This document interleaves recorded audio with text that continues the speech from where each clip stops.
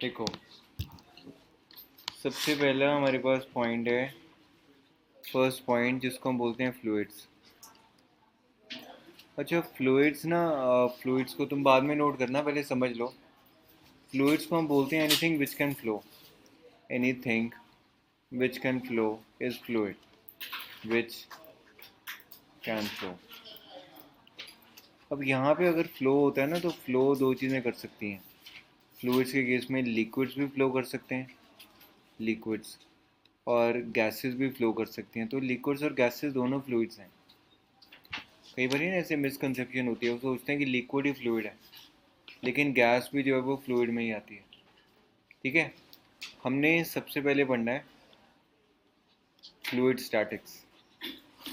Fluid statics यहाँ पे ना, हमने स्टैटिक्स मतलब स्टेशनरी होता है। यहाँ पे हमने फ्लूइड को स्टेशनरी रख के उसकी प्रॉपर्टीज़ पढ़नी है। फ्लूइड को स्टेशनरी रख के मतलब वो मूव नहीं कर रहे उसके पार्टिकल्स। फ्लूइड को स्टेशनरी रख के उसकी प्रॉपर्टीज़ पढ़नी है। देखो, सबसे इम्पोर्टेंट, अभी लिखो मत, अभी सिर्फ समझो। थर्ड सबसे इम्पोर्टेंट ना प्रॉपर्टी होती है फ्लूइड की, बड़ी पेक्यूलर प्रॉपर्टी होती है, जिसको हम बोलते हैं सरफेस टेंशन। क्या बोलते हैं? Surface tension. सरफेस टेंशन को किससे डिनोट करते हैं हम? कैपिटल टी के साथ। किससे डिनोट करते हैं? कैपिटल टी के साथ।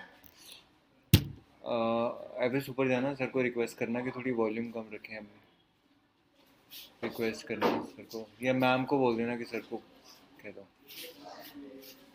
सरफेस टेंशन को कैपिटल टी के साथ रिप्रेजेंट करते हैं। अच्छा, कई जो बुक्स हैं वो एस के साथ भी करती हैं, क्योंकि अपने पास टी ना टेंशन होती है। टी टी पढ़ते ही हमारे दिमाग में आ जाता है टेंशन, तो सरफेस टेंशन को हम एस से भी रिप्रेजेंट करते हैं। ठीक है, ये हो गया सरफेस टेंशन। अच्छा, अब सरफेस टेंशन होता क्या है? मान लो तुम्हारे पास ना ये कंटेनर है। कंटेनर कंटेनर में ऑब्वियसली लिक्विड पड़ा हुआ है। अच्छा, यहाँ पे ना हम लिक्विड जनरली जो बात करते हैं ना, वो वाटर की बात करते हैं। वाटर। और जो पानी होता है ना, पानी पानी की डेंसिटी ना फिक्स्ड होती है, तुमने अब याद रखनी है। पानी की डेंसिटी पहले भी मैंने बताई हुई थी तुमको, 1000 kg/m³ होती है। ये याद रखनी है अपने को। पानी की डेंसिटी इज़ 1000 kg/m³। ठीक है। अच्छा, अब क्या है कि तुम्हारे पास कंटेनर है, कंटेनर के अंदर लिक्विड है। अब लिक्विड में ना यहाँ पे कोई पार्टिकल पड़ा है, मान लो बीच में, जो कि लिक्विड का पार्टिकल ही है। जल्दी से आ जा, बैठ जा, दरवाज़ा बंद कर दे। यहाँ पे पार्टिकल पड़ा है। अच्छा, इस पार्टिकल को ना लिक्विड के बाकी पार्टिकल से एक ऊपर की तरफ अट्रैक्ट कर रहा है, एक नीचे की तरफ अट्रैक्ट कर रहा है, एक दाईं है एक बाईं है, सब तरफ से अट्रैक्शन हो रही है। अगर सब तरफ से इक्वल अट्रैक्शन है तो इसका जो नेट रिजल्टेंट है वो क्या आ जाएगा? ज़ीरो आ जाएगा। अच्छा, जो यहाँ पे पार्टिकल पड़ा है, जो यहाँ पे पार्टिकल पड़ा है, उसको भी सब तरफ से अट्रैक्शन है, यहाँ से भी है, यहाँ से भी है, यहाँ से भी है, यहाँ से भी है, सब तरफ से अट्रैक्शन है। ये भी स्टेबल है, क्योंकि वो मिड में पड़ा हुआ है ना उसके, तो लिक्विड जो है वो आपस में एक दूसरे जो पार्टिकल्स हैं वो अट्रैक्शन कर रहे हैं।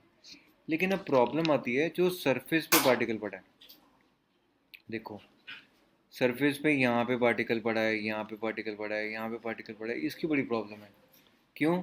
क्योंकि इसको नीचे खींचने वाले तो लोग हैं, इसको नीचे खींचने वाले तो पार्टिकल्स हैं, लेकिन इसको ऊपर से खींचने वाला कोई भी पार्टिकल नहीं है। So it becomes very difficult to be present on the top layer in the case of the liquid. Also, in the general lives also, it is very difficult to attain and retain the topmost position. सबसे ऊपर रहना बहुत मेहनत लगती है, उसमें बहुत ताकत लगती है। क्लास में फर्स्ट ही आना बहुत ताकत लगती है सबसे आगे जाने में। इसी तरीके से जो लिक्विड पार्टिकल को टॉप सरफेस पे रहने में ताकत लगती है। अब टॉप सरफेस की ताकत जो है वो लगाना नहीं चाहता, मेहनत वो करना नहीं चाहता, तो वो अपने आप को कहाँ पर शिफ्ट करता है? नीचे की तरफ। पर सारे अगर नीचे की तरफ होंगे तो लिक्विड के सरफेस की लेयर कौन बनाएगा? कोई भी नहीं बना सकता। इसीलिए some amount of energy, some amount of effort is required to be on the top of the liquid surface. Some amount of tension is there, that is known as surface tension. Liquid को बिल्कुल top की surface बनाने के लिए, उस पर रहने के लिए एक टेंशन लगती है जिसको हम बोलते हैं सरफेस टेंशन। समझ आया सरफेस टेंशन कहाँ से कहानी आई, कैसे कैसे बनी? अच्छा, अब देखो, सरफेस टेंशन जो होती है ना, इसको हम सरफेस टेंशन को डिनोट करते हैं कैपिटल टी के साथ, कैपिटल टी। और कैपिटल टी टेंशन भी होती है, याद है पुलिस के केस में किया था, टी और ए निकालो, टी और ए निकालो, वो नहीं है, ये सरफेस टेंशन है। या तो तुम टी के साथ कर दो रिप्रेजेंट इसको, या एस के साथ कर दो, और इसका फॉर्मूला होता है force per unit length. Force के यूनिट्स होते हैं न्यूटन, और लेंथ के यूनिट होते हैं मीटर्स, न्यूटन पर मीटर। ठीक है, सरफेस टेंशन ये होता है। मतलब अगर हम कहानी की बात करें कि वो ये है कहानी कि मतलब it is very difficult to be on the top most surface, and in order to be at the top most surface some amount of energy is required. यार मेरे को सबसे ऊपर रहना है, सबसे आगे निकलना है, उसके लिए तो एफर्ट करना पड़ेगा ना, एफर्ट करना पड़ेगा ना सबसे करने के लिए। वो करना नहीं चाहता कोई लिक्विड रॉक, कोई ह्यूमन बींग भी नहीं करना चाहता, कोई बच्चे भी नहीं करना चाहते। टॉप सर्विस पे कौन है, कितने हैं? 1%, 0.1% टॉप पे हैं, बाकी तो एवरेज मिडिल क्लास है हमारी तरह। बात समझ में आ रही है? अच्छा, तो ये surface tension S is equal to T हो गया, फोर्स पर यूनिट लेंथ हो गया। अच्छा, सरफेस टेंशन के डायमेंशन देखता हूँ। इसके डायमेंशन, मैंने बोला था स्क्वायर ब्रैकेट। फोर्स के डायमेंशन क्या होते हैं? M L T -2 divided by length कर दिया, लेंथ से लेंथ कैंसिल हो गया, तो ये मेरे पास क्या आ गया? M T -2। ये हो गया मेरे पास सरफेस टेंशन। समझ आई सरफेस टेंशन की कहानी? पॉइंट नंबर 1 मैंने क्या बोला था? फ्लूइड्स क्या होते हैं? Anything which can flow. Example, liquids भी आ जाते हैं और गैसेस भी हो जाती हैं। दूसरा पॉइंट क्या बोला था? फ्लूइड स्टैटिक्स, मतलब फ्लूइड स्टेशनरी पढ़ के हम कर रहे हैं। स्टेशनरी में सबसे पहले प्रॉपर्टी कौन सी पढ़ी थी? सरफेस टेंशन क्या होती है? Force per unit length. Surface tension का क्या मतलब है? टेंशन है, टॉप ऑफ सरफेस पे रहना टेंशन है। क्यों? क्योंकि all the particles of the water are being attracted towards the downward side. Surface tension के ऊपर कुछ नहीं है, तो वो जो पार्टिकल्स हैं उसको वो they are continuously under tension because they are being pulled. वैसे भी तो हमारे पास यहाँ पे नीचे खींचने वाले बहुत लोग होते हैं। तुम्हारी तरक्की अगर तुम करोगे थोड़ी सी तो तुम्हें नीचे खींचने वाले बड़े लोग होंगे। नोबडी इज हैप्पी कि मतलब समर्थ is attaining something, nobody is happy, it is the human nature. तुमको अच्छा नहीं लगेगा। This principle is very clearly explained by the Three Idiots. कहता है दोस्त अगर फेल हो रहा है तो सिंपथी है, यार नहीं नहीं ऐसे नहीं होना चाहिए, हमारा दोस्त है। लेकिन दोस्त अगर फर्स्ट आ जाता है तो दुख होता है कि यार ये तो फर्स्ट आ गया, मैं तो ऐसे ही रह गया। लिखो, अब लिखो ये फर्स्ट सेकंड थर्ड पॉइंट।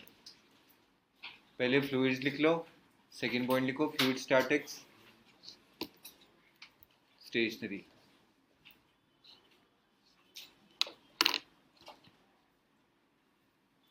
लिख लिया तो समझ आ गया। थर्ड पॉइंट लो,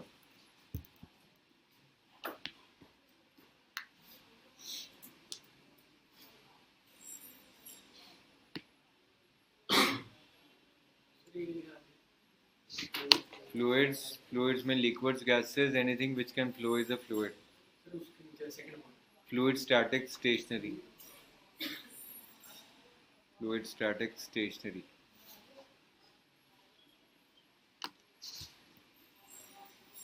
कर दो नेक्स्ट स्लाइड।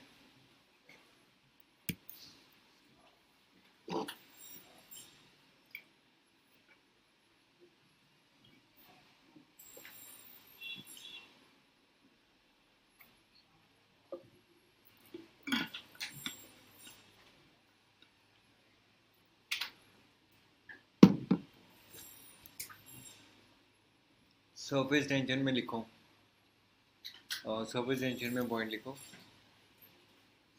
लिखो the top most layer of the fluid, the topmost layer of the fluid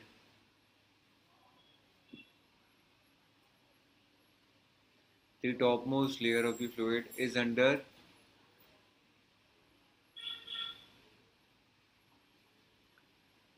the constant pull by the particles present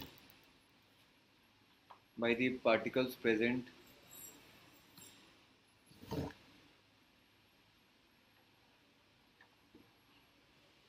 on the downward side, by the particles present on the downward side towards the bottom.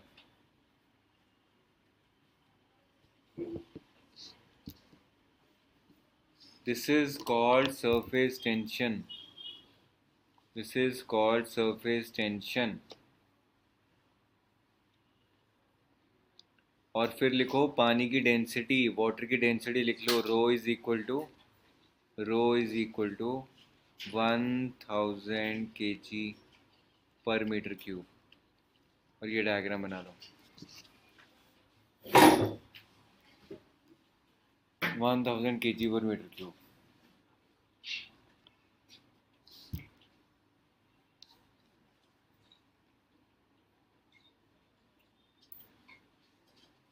ठीक है, next point, surface tension हो गया, force per unit length हो गया, MLT -2 MT -2 हो गया, पता लग गया।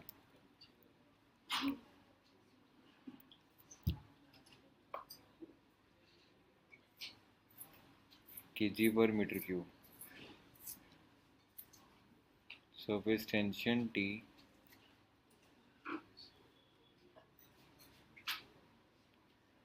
चले आगे।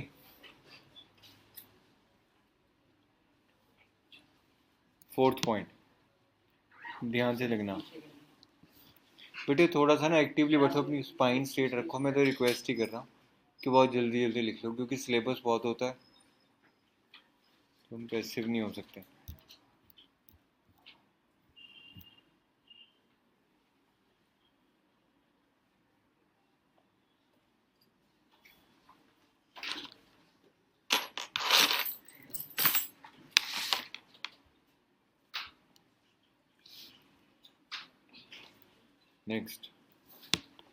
नेक्स्ट पॉइंट लिखो, सरफेस एनर्जी। सरफेस एनर्जी, अब सुनो ध्यान से, देखो अब ना टॉप में तो कोई रहना नहीं चाहता, क्योंकि टॉप में मेहनत करनी पड़ेगी, सुबह 5 बजे उठना पड़ेगा, अपना काम कंप्लीट करना पड़ेगा, वो टॉप सरफेस पे कोई भी नहीं रहना चाहता। इसी तरीके से अगर मैं टॉप वाटर मॉलिक्यूल्स की बात करूं, क्योंकि उनको कांस्टेंट अट्रैक्शन मिल रही है नीचे की तरफ, तो इसलिए ऊपर रहने के लिए ताकत लगती है, वो लगाना नहीं चाहते। So some external work has to be done in order to bring the water droplets on the top surface, and that external work done is stored as the surface energy of the system. लिख लो, लिखो point, लिखो some external work, some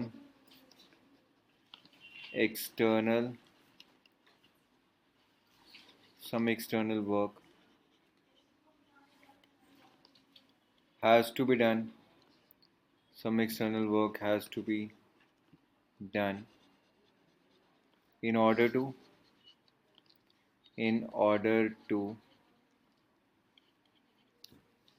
bring the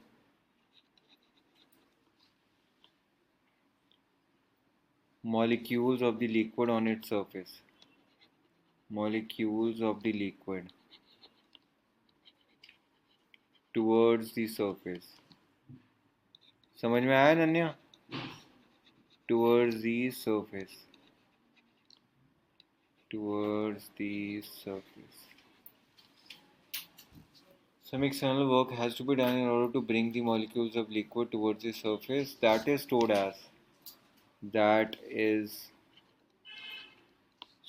as is energy, surface energy, stored as surface energy, surface energy। Clear? अच्छा, अब ना surface energy का ना expression find out करते हैं कि क्या एक्सप्रेशन है। अब हम सभी ने ना किसी पॉइंट पे कपड़े तो धोए हैं, है ना? तो एक ना हमारे पास सोप फिल्म होती है, मैंने इस तरीके से बना दिया है इससे। सोप फिल्म बन जाती है, साबुन की जो लेयर सी बन जाती है एक, ये ऐसे मैंने सोप फिल्म बना दी। अच्छा, यहाँ पे मैंने वायर जो है, लेट सपोज एक वायर अटैच कर दी, ये सारी की सारी ना, सारी की सारी it is the soap film. ठीक है। अच्छा, मैंने क्या किया, देखो अब क्या होगा कि बिकॉज ये लेयर है, यहाँ पे भी तुम्हारे पास पानी होगा, but it is attracted towards the, ये ऐसे ऊपर की तरफ अट्रैक्टेड होगा क्योंकि पानी है ना यहाँ पे, तो ये इसको अट्रैक्ट करेगा। मेरी बात समझ रहे हो? ये जो वायर है, ये दिस इज़ वायर, और ये सोप का सोल्यूशन है, साबुन का सोल्यूशन, तो पानी हुआ एक तरीके से, सोप सोल्यूशन है, and it is attracted towards the upper side, वो हमें पता है। ठीक है। अच्छा, इसको let us suppose, let us suppose ये जो है ना, ये वाली जो ऊपर की तरफ जो फोर्स लग रही है, इसको काउंटर करने के लिए मैंने यहाँ पे ना एक एक्सटर्नल फोर्स लगाई, कैपिटल एफ। पहले तो ये जो मॉलिक्यूल्स थे ये इसको ट्रैक कर रहे थे, अपनी तरफ खींच रहे थे, तो इसको बचाया मैंने और कैपिटल एफ लगा दी। कैपिटल एफ ने क्या किया, इस लेयर को, ये कैपिटल एफ लगा दी, कैपिटल एफ ने क्या किया, इस लेयर को हल्का सा डिस्प्लेस कर दिया। कितना डिस्प्लेस कर दिया, डी एक्स अमाउंट से डिस्प्लेस कर दिया। ठीक है। अब अगर मैं वर्क डन निकाल लूँ, मुझे पता है, मैं पढ़ के आया हूँ पहले, D W is equal to क्या होता है, एफ इंटू डी एक्स, ये रिलेशनशिप होता है सीधा। ठीक है। This is work done is equal to force into displacement, so small displacement in D X. लेकिन हमें पता है कि surface tension is equal to क्या होती है, फोर्स पर यूनिट लेंथ। मान लो ये जो लेंथ है ना वायर की, ये वाली लेंथ, ये यहाँ से लेके यहाँ तक, इस लेंथ को मैंने बोल दिया एल। तो यहाँ से मेरे पास फोर्स की वैल्यू आ जाएगी, F is equal to T into L. अब तुम्हारे पास लेयर्स ना दो तरीके की होंगी। अब लेयर्स दो तरीके, पहले यहाँ तक डायग्राम बनाओ। मैम क्या बोलो,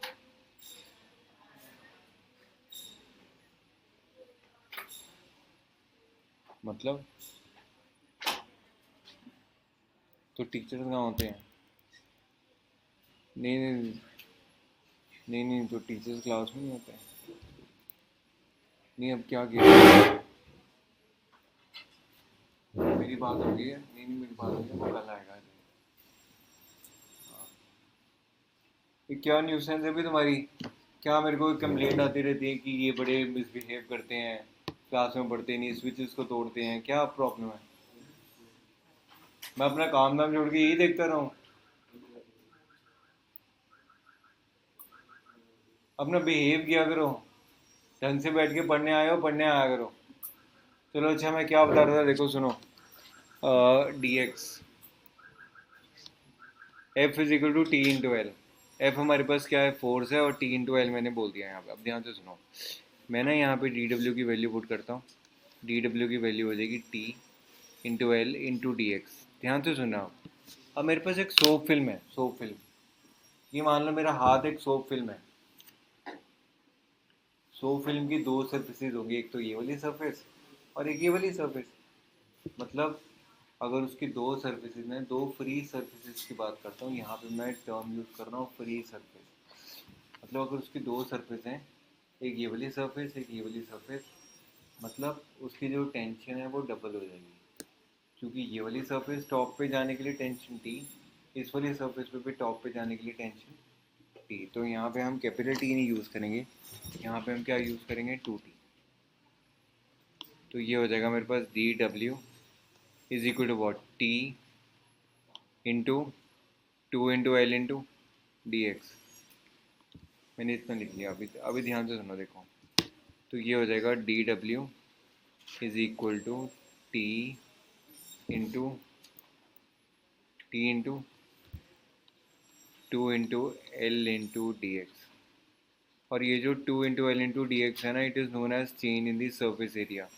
that means D W which is stored as work done, which is stored as surface energy, surface energy, it is equal to is equal to tension into change in surface area which is delta A. यहाँ पे लिखो change in surface area, change in surface area. तो जो formula हमारे लिए बड़ा important है ना सरफेस एनर्जी का, ई, उसको हम क्या बोलेंगे, surface tension into change change in surface area, change in surface area. Surface tension is equal into change in surface area, T into change in surface area.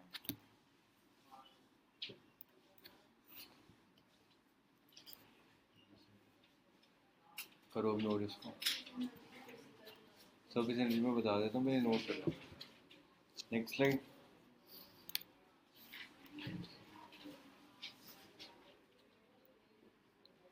Clearly लिखो उसको, बार बार देखो, ये भी इधर उधर मत देखो, कहीं मत देखो, बस अपनी पढ़ाई पे ध्यान दो।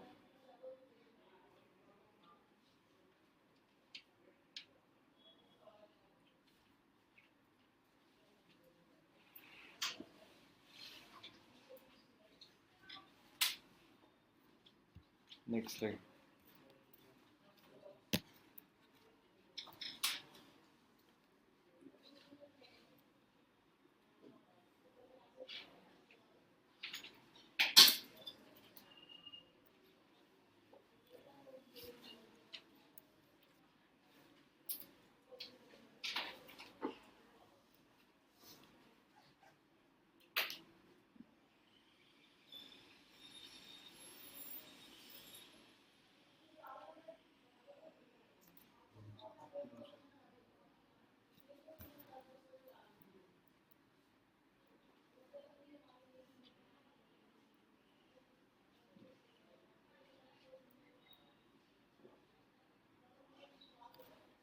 समझ आ रहा है अच्छे से?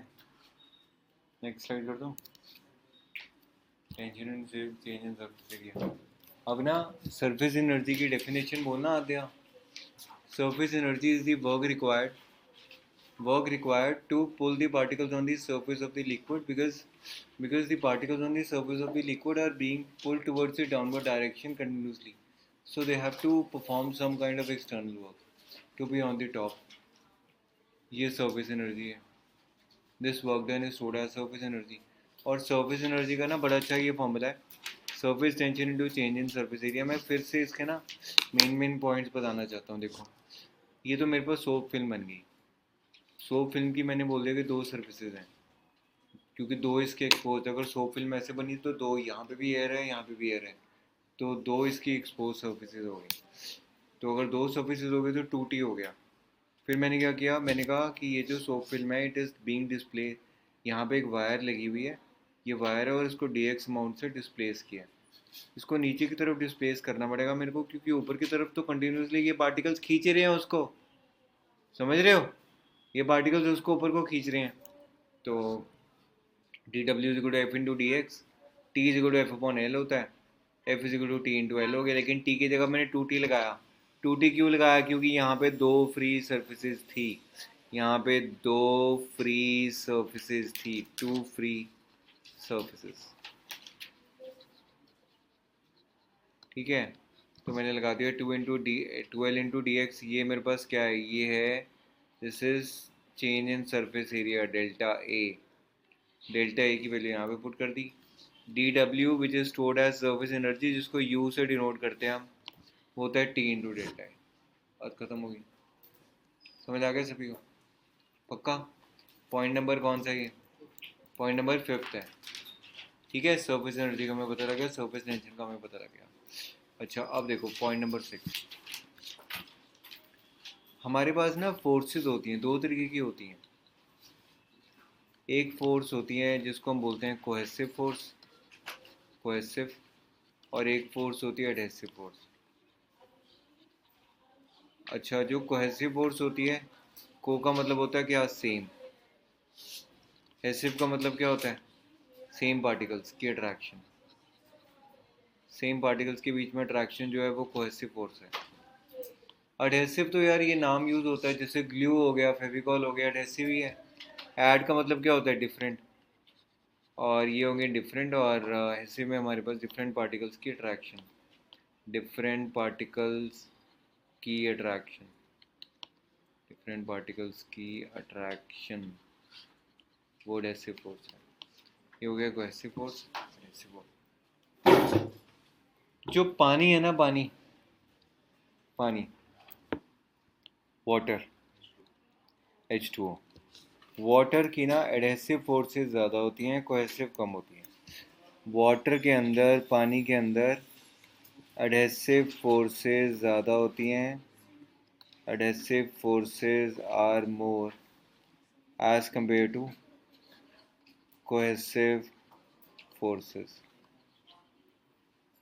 लेकिन एक होता है, इसीलिए तो देखो, जब तुम पानी को ग्लास में डालते हो, ग्लास में डाला, उसके बाद ग्लास को खाली भी कर लिया, तो भी पानी के कुछ ड्रॉप्स जो हैं वो ग्लास के साथ चिपके रह जाते हैं, क्योंकि वो एडहेसिव है।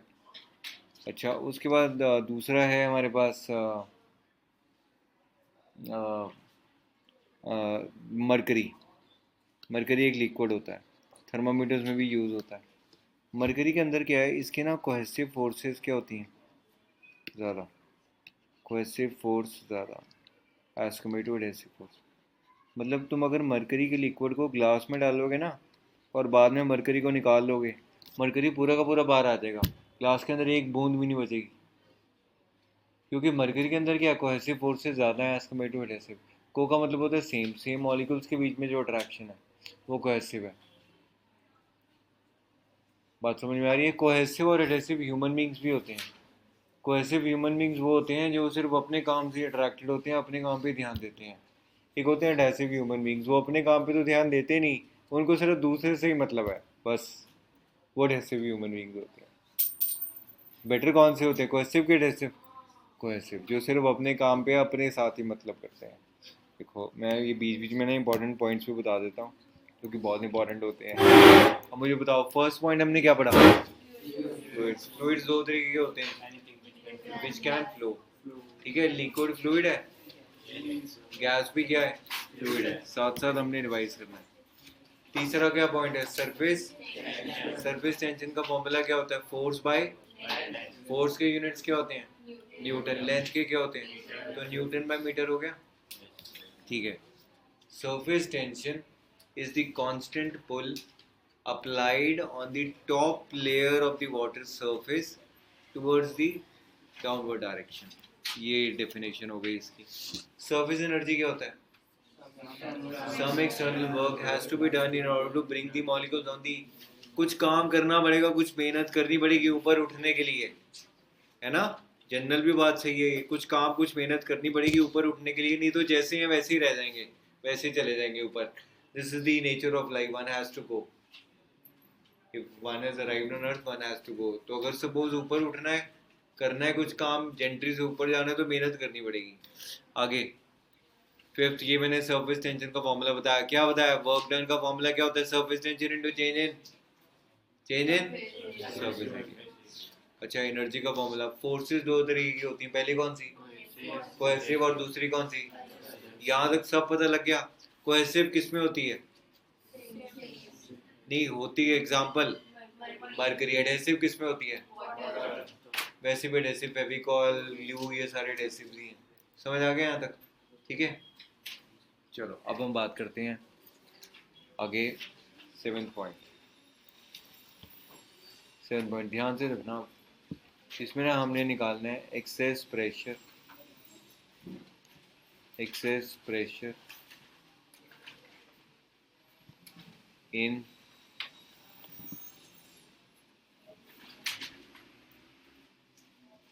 Excess pressure in liquid drop. Liquid drop के अंदर ना एक्सेस प्रेशर निकालना क्या है? अच्छा, पहले तो प्रेशर के बारे में पढ़ते हैं। प्रेशर होता है फोर्स पर यूनिट एरिया, हम सबको पता है। तुम्हें ये पता है कि एटमॉस्फेयर का भी एक प्रेशर होता है जिसको हम एटमॉस्फेरिक प्रेशर बोलते हैं। और एटमॉस्फेरिक प्रेशर की वैल्यू, वन एटमॉस्फेरिक प्रेशर की वैल्यू कितनी होती है? ये पता है तुम्हें कितनी होती है? 1.01 इंटू कितनी होती है? 10⁻, ये नाइन्थ में पढ़ा हुआ है तुमने, 10⁵ पास्कल्स। 1.05 1 इंटू, बहुत ज़्यादा प्रेशर है। हम पे भी पड़ रहा है ये प्रेशर। तो बच कैसे रहे हैं? क्योंकि जो हमारा ब्लड है, blood is competent enough to sustain this kind of atmospheric pressure।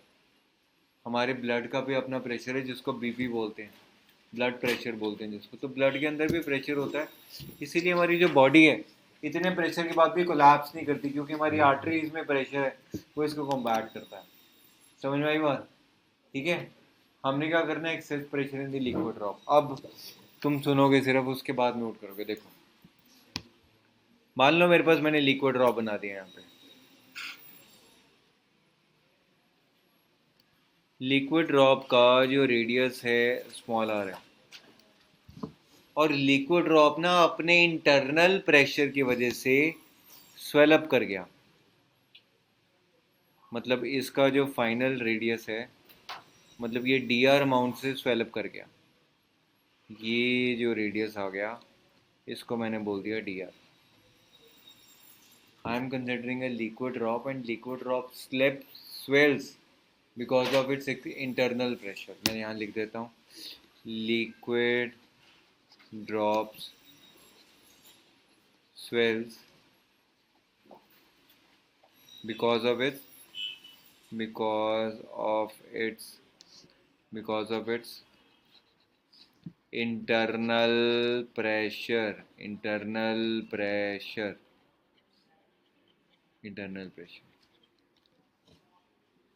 ठीक है, मेरे को क्या निकालना है? मेरे को ना इसका एक्सेस प्रेशर निकालना है।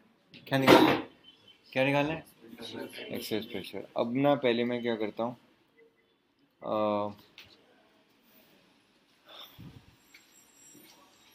डी डब्ल्यू, मैं यहाँ भी डी डब्ल्यू बोल देता हूँ। D W is equal to F into D R. D W मेरे पास है सरफेस एनर्जी, है ना, वर्क डन सरफेस एनर्जी के इक्वली होता है। तो सरफेस एनर्जी की वैल्यू हो गई, surface energy is equal to F into D R. अच्छा, सरफेस एनर्जी का फॉर्मूला मैंने अभी तुम्हें बटे अभी बता, नोट मत करो, मेरे साथ साथ मुझे बताओ, मैं तुम्हें टाइम टाइम दूंगा नोट करने के लिए। सरफेस एनर्जी का फॉर्मूला क्या होता है? T into change in surface area. Very good, D A लिख दिया मैंने यहाँ पे, equals to F into D R. अब मुझे बताओ, change in surface area, can I say that it is outer area minus inner area, है ना। आउटर एरिया वो तो मेरे पास हो जाएगा 4 × पाई, बड़े वाला रेडियस जो है वो आर प्लस डी आर है का होल स्क्वायर, माइनस जो इनर एरिया वो क्या मेरे पास 4 × pi into R square equals to F into D are.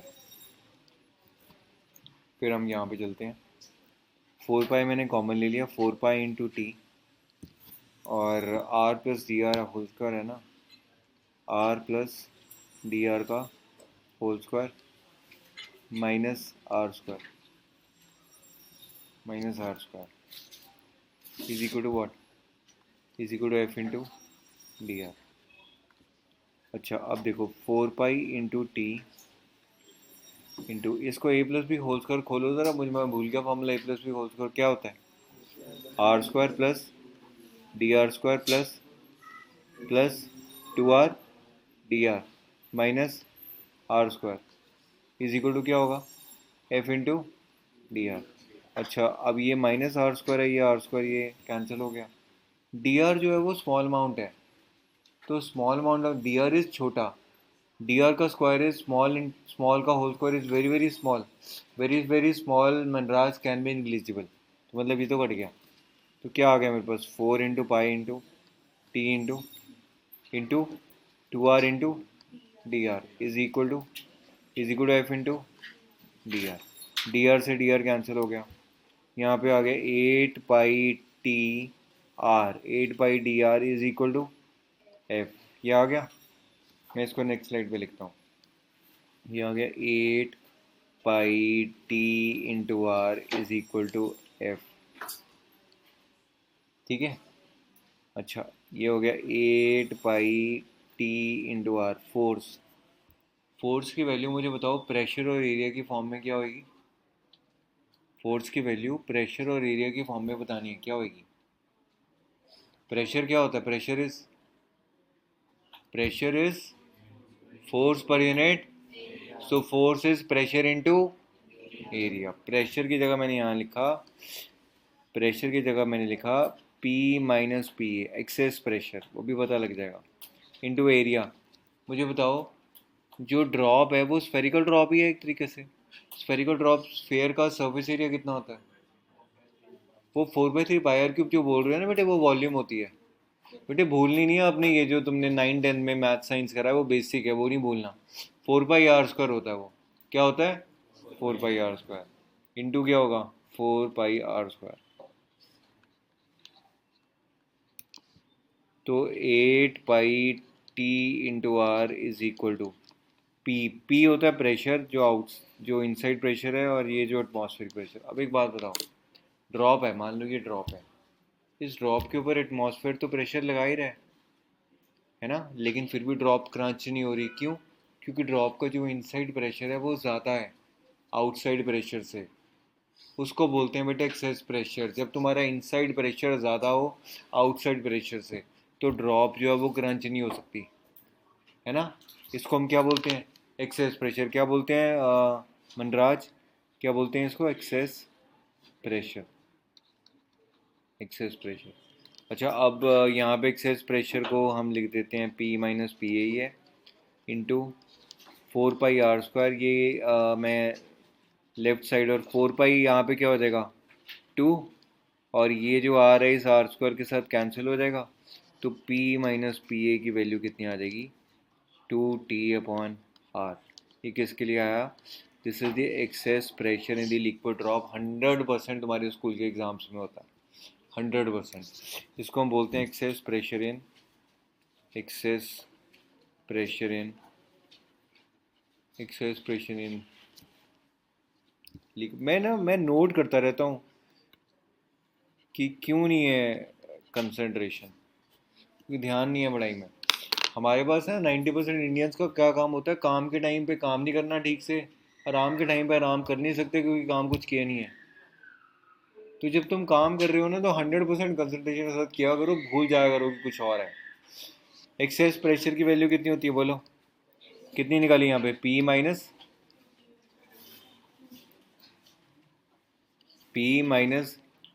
P A is equal to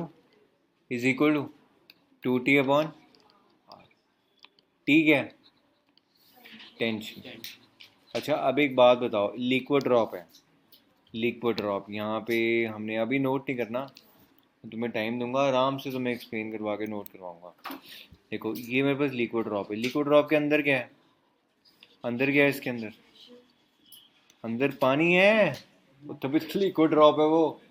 अंदर पानी है ना, अंदर उसके पानी है। बाहर क्या है? एयर है। तो इसकी फ्री सरफेस कितनी होगी? फ्री सरफेस सिर्फ एक ही होगी। फ्री सरफेस मतलब the surface which is exposed to air, वो सिर्फ एक है। तो इसका जो एक्सेस प्रेशर है वो कितना होगा? P minus P A is equal to 2T/r। Prove किया हमने, अभी प्रूव किया।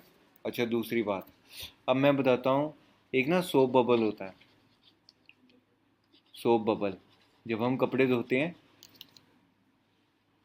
धोए नहीं तुमने, थोड़ी से बड़े हो जाओ फिर धोओगे। जब सोप बबल होता है, जो सोप बबल बनता है, कभी तुमने देखा तो होगा। एक बात बताओ, सोप बबल के अंदर क्या होती है? हवा, एयर। बाहर क्या होता है? हाँ, बाहर एयर, बाहर भी एयर। पानी के अंदर सोप बबल नहीं बनता, वो नहीं, वो तो एयर में ही। अगर मान लो अंदर भी एयर है बाहर भी एयर है, तो सर्फेसिस कितनी होगी? 2 सर्फेसिस होगी। अगर 2 सर्फेसिस होगी तो इसका जो एक्सेस प्रेशर है वो भी क्या हो जाएगा? डबल हो जाएगा। पहले कितना था? 2T/r, तो इसका क्या आएगा? 4T/r। ये क्वेश्चन पूछा जाएगा, ध्यान से सुनो। पहले तो एक बात है कि सोप बबल ना, यहाँ पे क्वेश्चन आता है कि सर सोप बबल तो पानी में भी बनता है कई बार। अगर सोप बबल पानी में बना और ऐसा लिखा है तो उसमें तो फिर 2T/r ही होएगा। लेकिन अगर सोप बबल हवा में बना है, जैसे वो गुब्बारे वाले भी करते हैं ना, सोप बबल बना के हम वो that was a toy we used to play when we were in nursery, pre nursery, है ना। तो वो क्या होता है, जो सोप बबल होता है, सोप बबल का जो एक्सेस प्रेशर है वो 4T/r होता है। क्योंकि यार उसकी सर्फेसिस दो होगी, फ्री सर्फेसिस दो होगी। प्रॉब्लम सिर्फ फ्री सरफेस की है, पानी का कंटेनर पड़ा हुआ है, फ्री सरफेस है, उसको एक्सपोज नहीं होने दे रहा, उसको नीचे की तरफ खींच रहा है। तो यार यहाँ पर तो दो सरफेसेस आके वहाँ पे दोनों तरफ से उसको प्रेशर पड़ेगा, तो सरफेस टेंशन भी डबल हो जाएगी। समझ में आया? सरफेस टेंशन का कॉन्सेप्ट समझ आया? बड़ा सिंपल है ये। कोई डाउट? कोई डाउट नहीं, अब इसको नोट करो। फिर साथ में मैं पॉइंट्स लिखवा देता हूँ। ये कर लिया? लिखो, इसके साथ लिख लो। लिखो, नेक्स्ट स्लाइड करो कि प्रीवियस स्लाइड करो?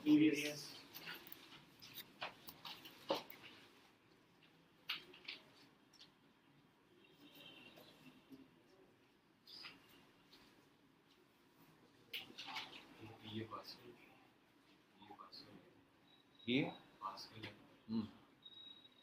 एटमॉस्फेरिक प्रेशर पास्कल यूनिट होते हैं। This is Pascal's.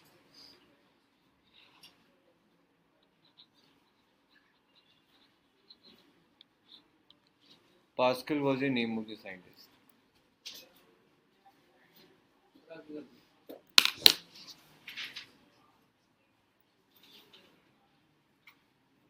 इसमें लिख लो, लिखो consider a liquid drop. Consider a liquid drop of radius small r. Consider a liquid drop of radius small r. And consider a liquid drop of radius small r and it swells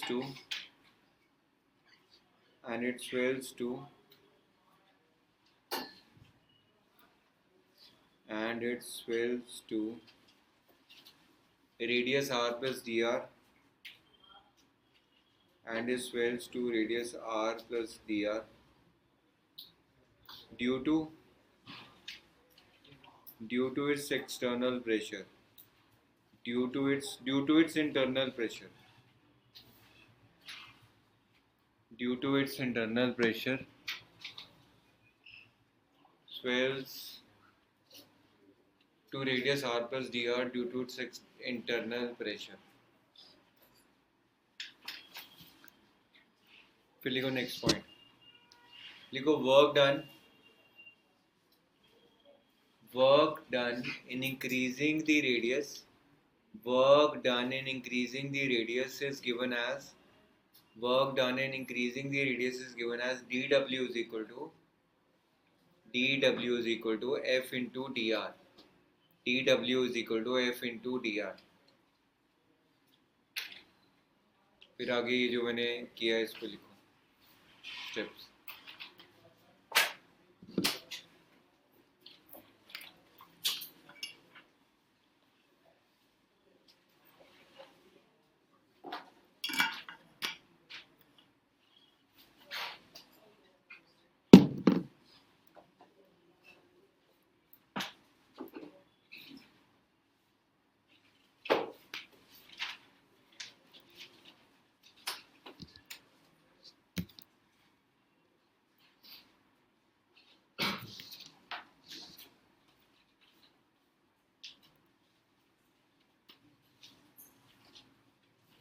easy है ना?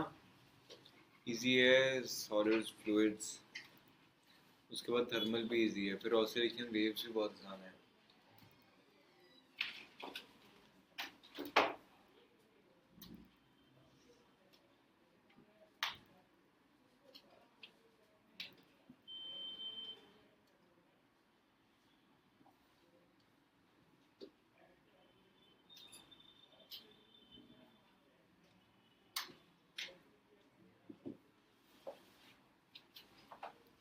कर दो next slide.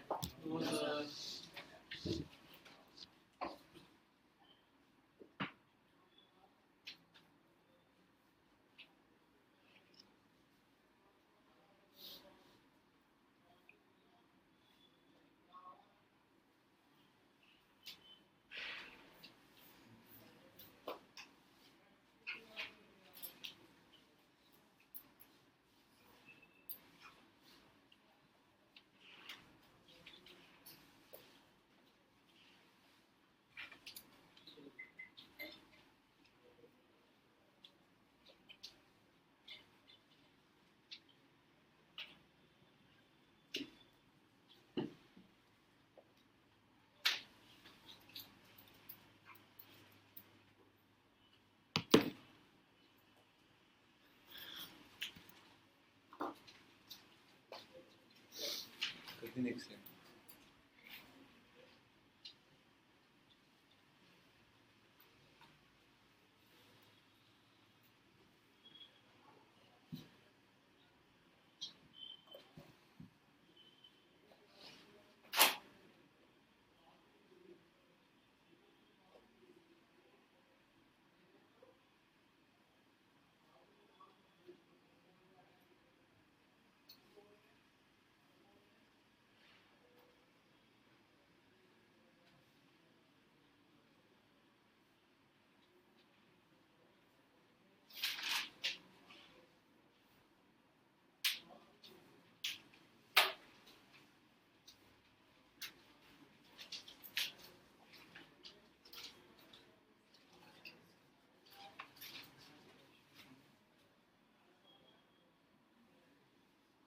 चलिए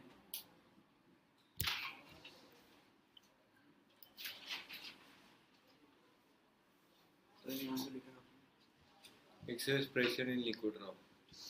Excess pressure in liquid drops. ठीक है, कर दो next. Back slide. P minus PA is equal to 2T upon R. P minus PA is equal to 2T upon R और PA है हमारे पास एटमॉस्फेरिक प्रेशर। एटमॉस्फेरिक प्रेशर और P है internal pressure. Internal pressure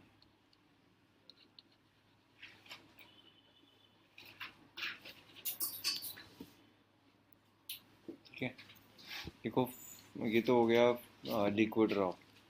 liquid drop में free surface जो है वो 1 है। लिक्विड ड्रॉप में फ्री सरफेस 1, लेकिन सोप बबल में फ्री सरफेसेस 2 हैं। फ्री सरफेस, इसमें फ्री सरफेस समझ आया? तो फ्री सरफेस 2 हैं, तो इसीलिए ये इसका जो प्रेशर है वो 40/R है।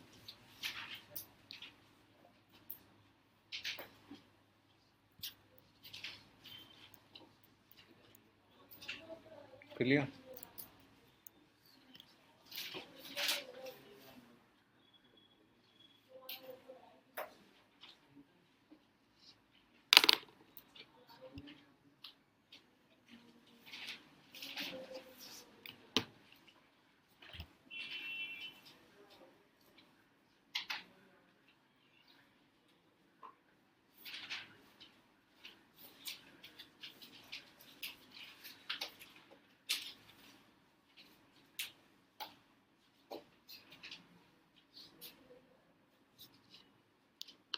सोप बबल, सोप बबल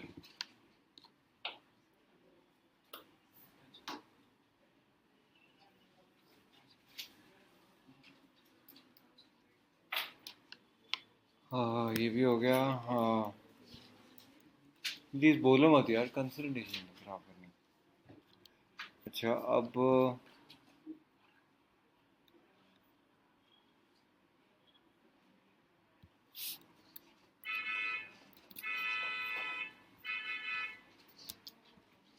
ये क्वेश्चन नोट करो।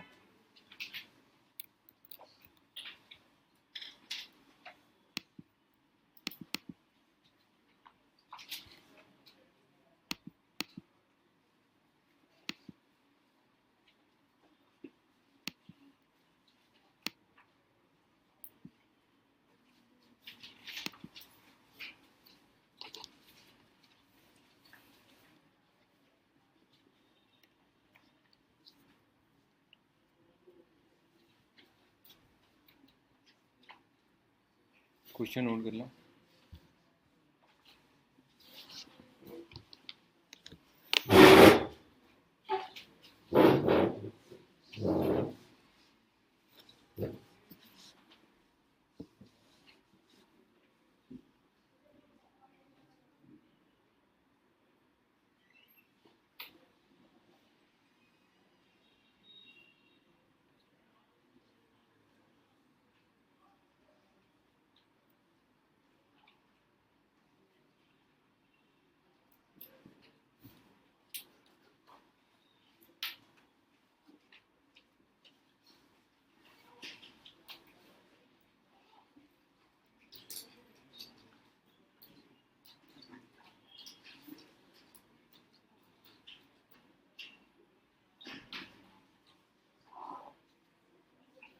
चलें करें सॉल्व इसको। देखो अपने को क्या निकालना है, अपने को निकालनी है सर्विस एनर्जी। सर्विस एनर्जी का एक ही फॉर्मूला हमको पता है, क्या होता है, service energy into change in service area, है ना। यही होता है। सबसे पहले तो हम फॉर्मूला लिखेंगे।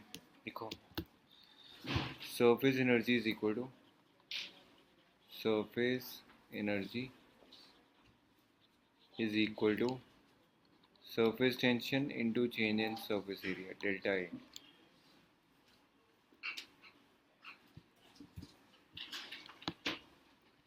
अब कहते हैं वाटर ड्रॉप ऑफ रेडियस 10⁻⁻² जो बड़े आर का जो इसका रेडियस है वो कितना है 10⁻⁻²।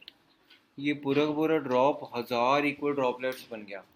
मतलब एक बड़ा सारा ड्रॉप जो है वो 1000 ड्रॉपलेट्स में कन्वर्ट हो गया। जो बड़े सारे ड्रॉप की वॉल्यूम होगी वो 1000 ड्रॉपलेट्स के बराबर ही होगी, है ना। तो मैं यहाँ पे बोल सकता हूँ कि 4/3 बड़ा ड्रॉप की volume pi into capital R cube should be equal to 1000 into छोटे ड्रॉप की वॉल्यूम, वो मेरे पास कितनी होगी 4/3 पाई। मान लो जो स्मॉल आर है, स्मॉल आर जो है वो छोटे ड्रॉप का रेडियस है, वो छोटे ड्रॉप का रेडियस है। 4/3 पाई 4/3 पाई कैंसिल हो गया, तो यहाँ से कैपिटल आर क्यूब की वैल्यू आ गई कितनी 1000 इंटू स्मॉल आर क्यूब। तो ये हो गया capital R cube is equal to 1000 into small R cube.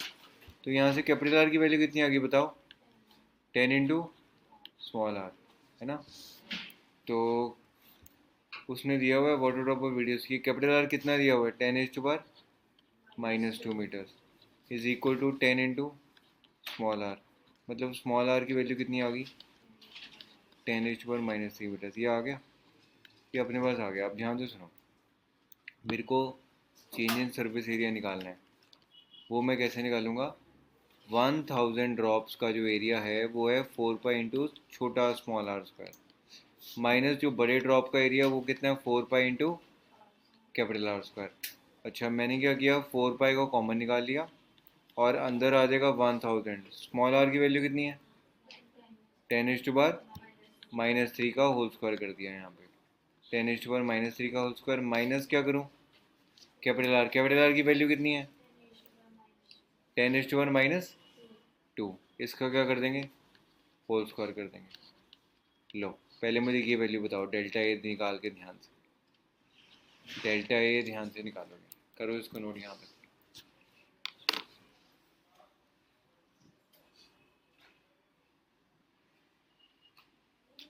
Solve करो बताओ डेल्टा ए।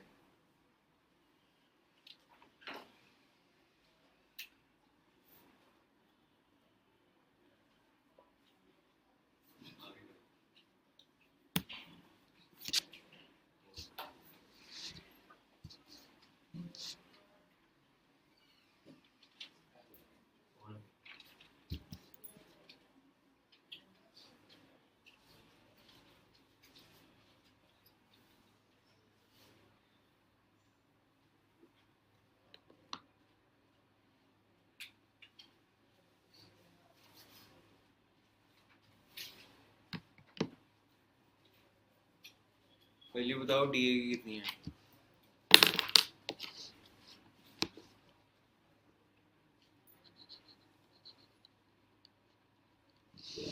मुझे पाई की फॉर्म में बताओ।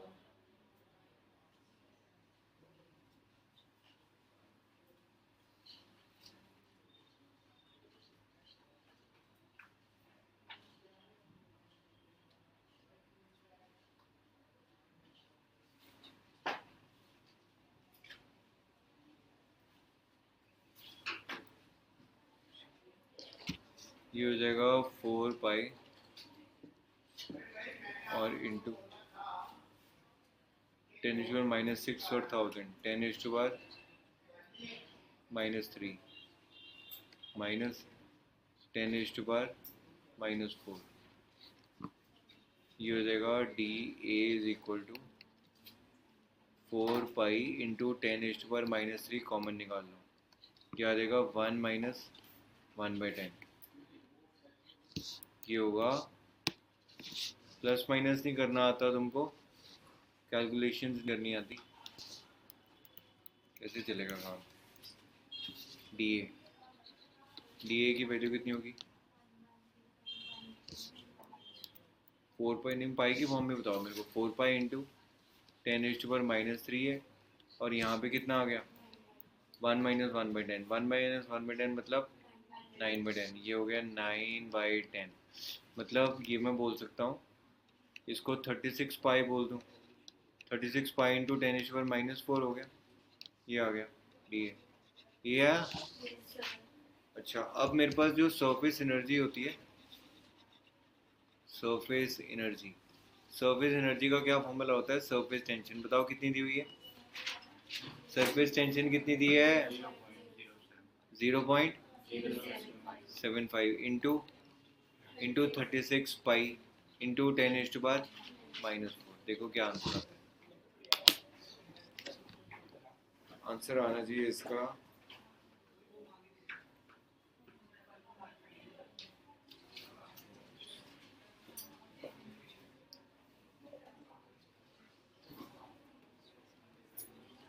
850 माइक्रो जूल्स आना चाहिए। चेक करो ये आता कि नहीं आता। ये आना चाहिए 850 माइक्रो जूल्स। चेक करो आता कि नहीं।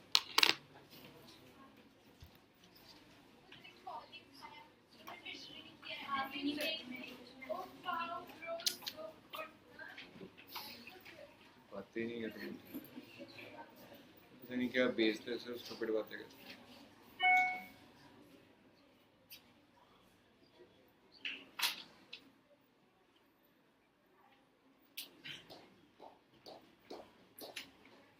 Eight 50 micro joules.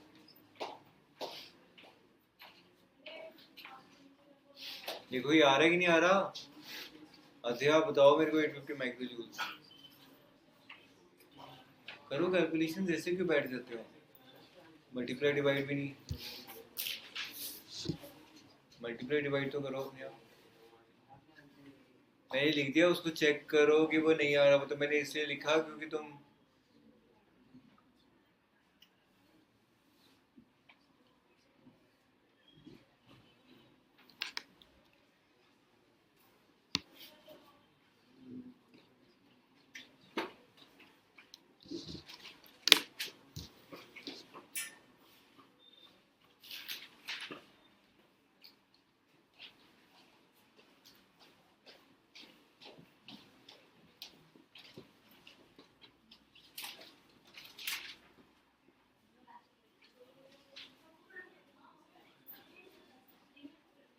आ गया। क्या है 850 माइक्रो जूल्स?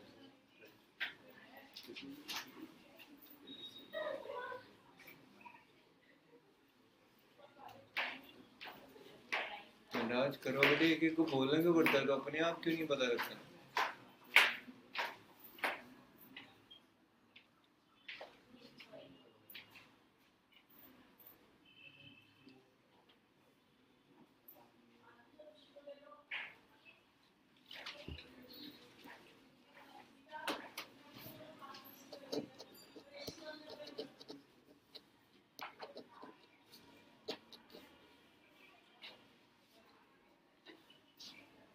आंसर आया था? ये आया 850 माइक्रो जूल्स। ठीक है, आ गया सभी का? लिखो एक फॉर्मूला, लिखो surface energy is equal to, ये बहुत मेजर फॉर्मूला है। Surface energy is equal to, surface energy is equal to surface tension into change in surface area. Approximately same ही है, कोई बात नहीं। 850 micro joules. Surface tension T, T tension है, और डेल्टा है हमारे पास क्या है? Change in area.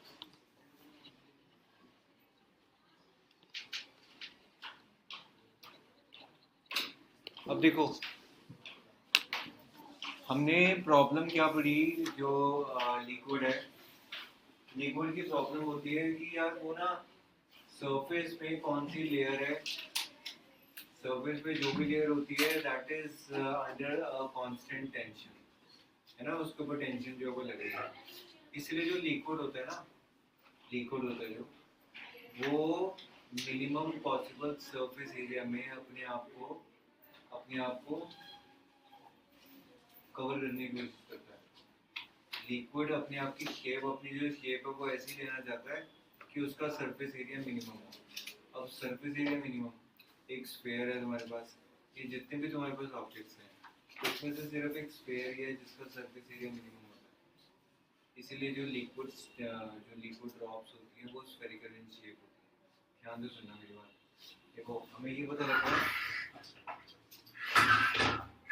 कि सरफेस पे मॉलिक्यूल्स उसके रहने नहीं चाहते। वो अगर सरफेस पे रहना नहीं चाहते तो मतलब वो शेप ऐसी लेंगे जहाँ पे सरफेस एरिया मिनिमम होगा। सरफेस एरिया मिनिमम किसका होता है? स्फेरिकल ड्रॉप्स का होता है। That is why liquid drops are spherical in shape. ये क्वेश्चन आता होता है कि why liquid drops are spherical in shape, because liquids want to acquire the state of minimum surface tension. Liquids want to acquire the state of minimum surface tension. That is why they take the spherical shape, because this sphere has the least area among all the geometrical surfaces.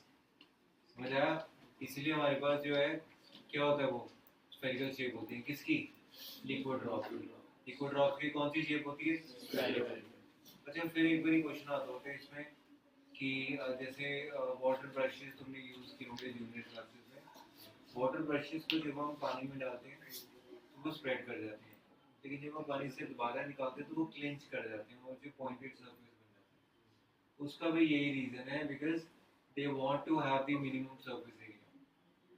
It is very important question कि जो liquid drops हैं या जो liquid surfaces हैं, they want to acquire the minimum surface area, क्योंकि वो हमें पता लग गया कि यार सरफेस टेंशन है, सरफेस पे रहना मुश्किल है, कांस्टेंट पुल मिल रहा है नीचे की तरफ। लिखो, एक पॉइंट लिखो, लिखो liquid drops comma in order to acquire liquid drops in order to acquire the minimum surface area, liquid drops in order to acquire the minimum surface area, liquid drops in order to acquire the minimum surface area are generally spherical in shape, are generally spherical in shape, are generally spherical in shape,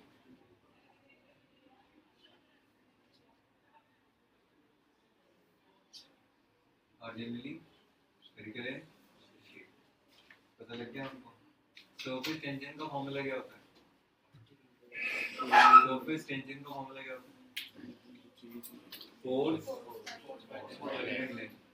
surface tension का formula होता है force per unit length. और surface energy का formula क्या होता है? Surface tension into change in surface. Booklet देना मेरे को, बुकलेट खोलो।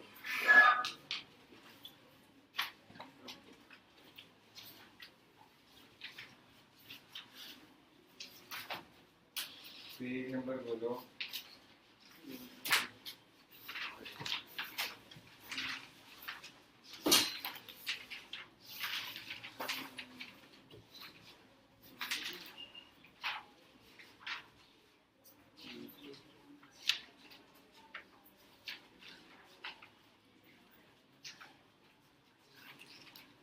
बातचीत बनानी शुरू हो जाती है।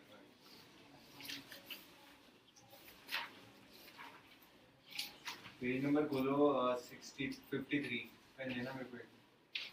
Page number 53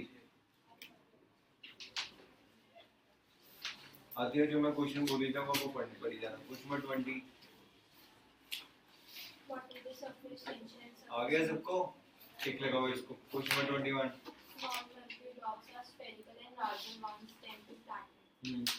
small mercury drops spherical इसलिए होती हैं कि सरफेस एरिया मिनिमम, और जो लार्जर वंस होती हैं ना वो फ्लैट। पता है क्यों होती हैं? क्योंकि वो अपनी वेट की वजह से फ्लैट हो जाती हैं, अपनी वेट की वजह से। लिखो लिखो द लार्ज मर्करी ड्रॉप्स, पीछे बुकलेट के ऊपर लिखो, लिखो large mercury drops, large mercury drops tend to flatten because of their own weight, because of their own weight.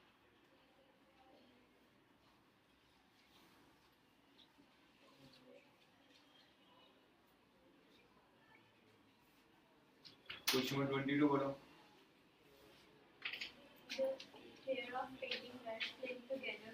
पता लग गया पेंट ब्रश का भी बता दिया। To minimise the surface tension लिख लो इसका। To minimise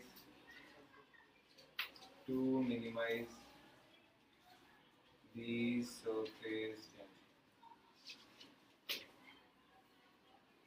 to minimise the surface tension.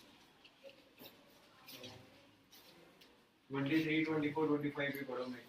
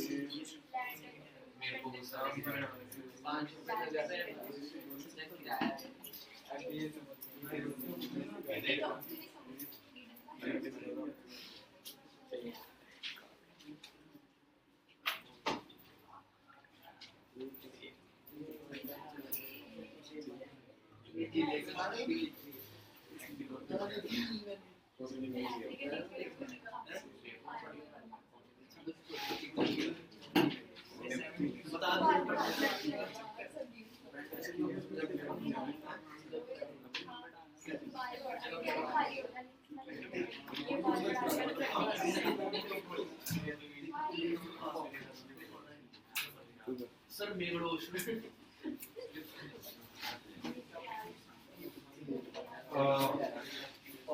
Question number 23 पढ़ो। है ना, ये तो पता है सबको। 23 को भी टिक लगा दो। 24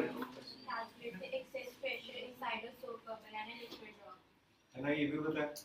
सोप बबल और लिक्विड ड्रॉप के केस में एक्सेस प्रेशर, सोप बबल के केस में कितना होता है? P minus PA is equal to 40. Soap bubble में 45। लिखो इसको, लिखो P minus PA is equal to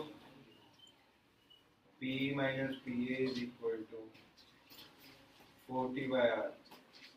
इसमें होता है ये सोप बबल में।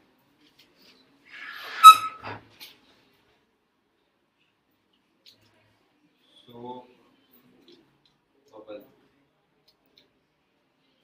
और लिक्विड ड्रॉप में लिखो P minus PA is equal to 2T/R। ये होता है कि इसमें liquid drop.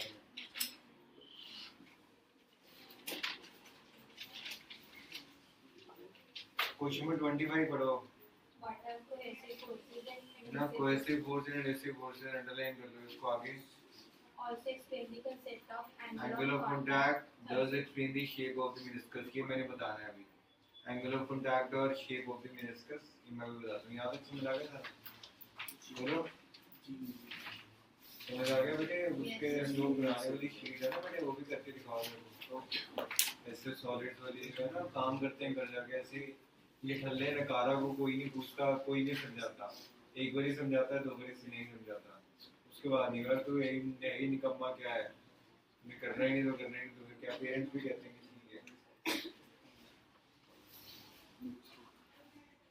Point number 14 page number 58।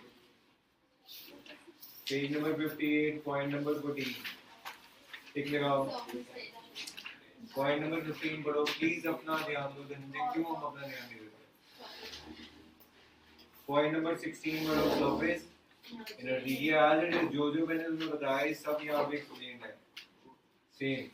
इसको भी लिख लो। पॉइंट नंबर 17 अभी हमने करना है 16 तक ये सारे, ठीक है। लो इसके पीछे लगे ग्रेड कहाँ है यार, ये गलत बात नहीं है यार। तुमने पता क्या एफर्ट अपने पेरेंट्स का, अपने टीचर्स का नलिफाई कर दिया। नहीं वॉशरूम में जाना, मैं ब्रेक इसलिए नहीं किया, मैंने एक को अलाउ कर दिया। इसका मतलब सभी एडवांटेज उठाते हैं। देखो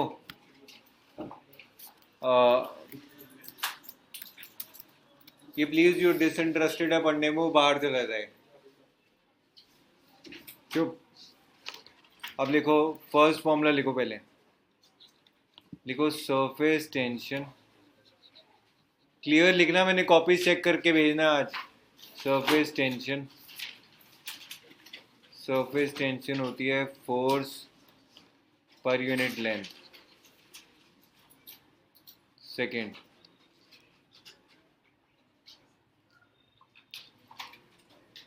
सेकेंड होती है surface energy.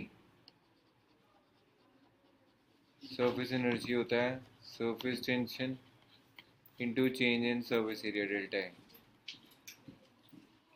Change in area.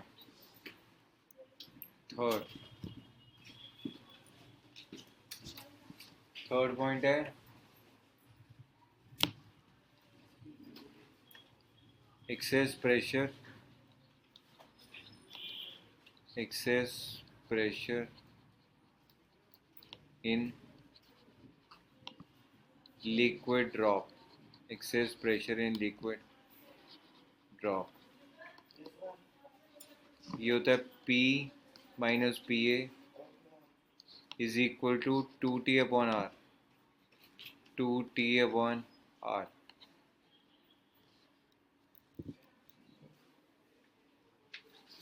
Next, excess pressure in soap bubble, in soap bubble। ये होता है P minus PA is equal to 4T upon R। समझ आया समझ सारा? अब देखो एक ना केस है, ध्यान से सोच के आंसर देना तुमने, सोच के। लेट अस सपोज मेरे पास ना दो बलून्स हैं जो आपस में कनेक्टेड हैं। ये मैंने ऐसे बलून्स आपस में कनेक्ट किए। ये इस तरीके से बलून है जो कि इन्फ्लेटेड बलून है, और ये ऐसे कनेक्ट कर दिया। और यहाँ पर जो बलून है ना, it is a larger balloon, larger balloon. इसका जो रेडियस है मान लो ये R1 है, और इसका जो रेडियस है इसको मैंने बोल दिया R2। और ये तुमको नज़र ही आ रहा है, पता ही लग रहा है कि जो R1 है वो बहुत छोटा है एज कम्पेयर टू R2। मुझे ये बताओ, एयर ने अगर ट्रेवल करना है, ध्यान से सोच के आंसर देना, एयर ने अगर ट्रेवल करना है तो वो ट्रेवल कहाँ से कहाँ करेगी? स्मॉलर टू लार्जर बलून या लार्जर टू स्मॉलर बलून?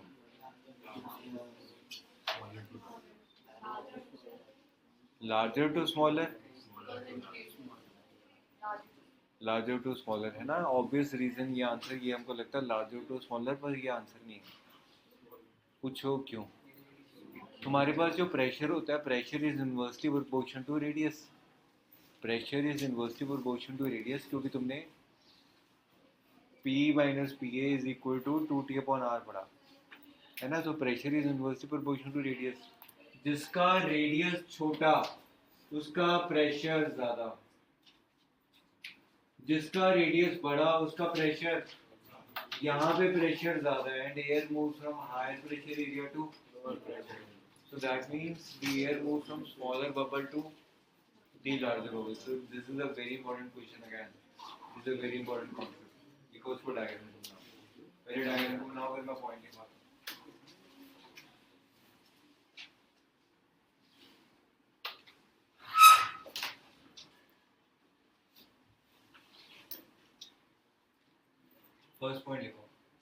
देखो when the two bubbles are connected, when the two bubbles are connected, the air will move from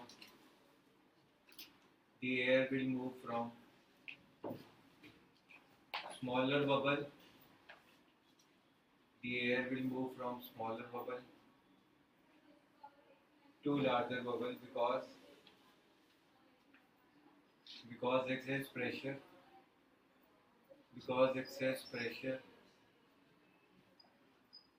in the case of smaller bubble, because excess pressure in the case of smaller bubble is higher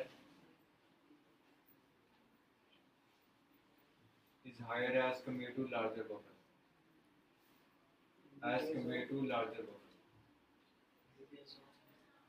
In the case of smaller bubble is higher as compared to larger bubble.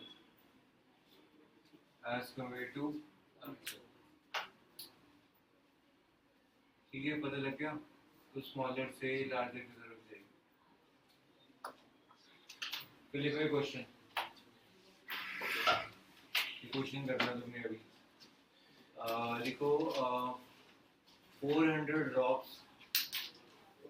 400 drops of mercury, 400 drops of mercury of radius 1 centimeter, 400 drops of mercury of radius 1 centimeter combine to form a single drop.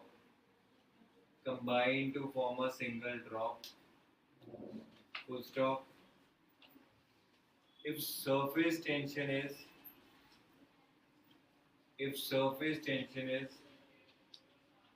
10 Newton per meter,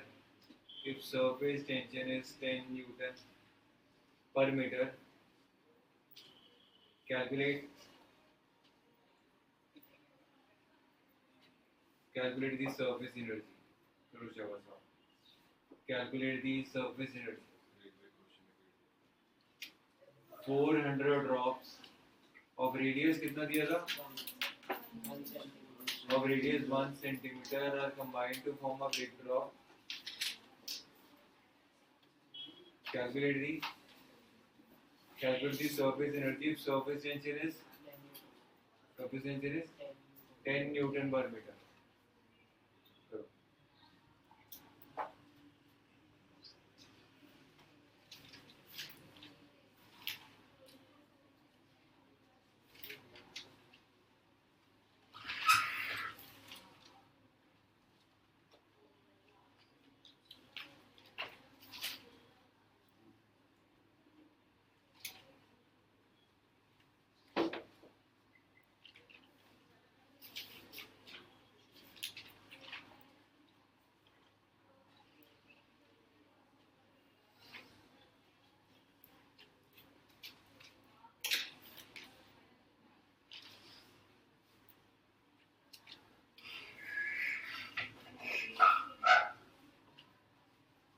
This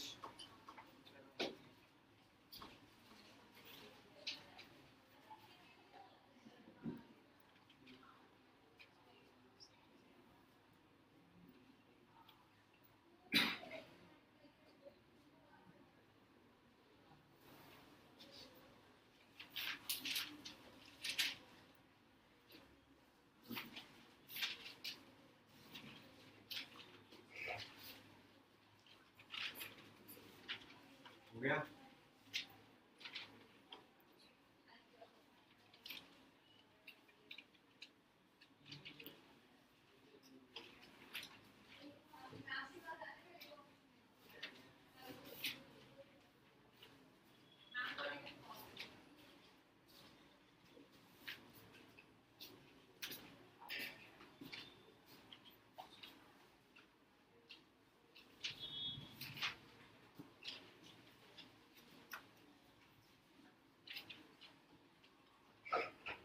ये हो गया question.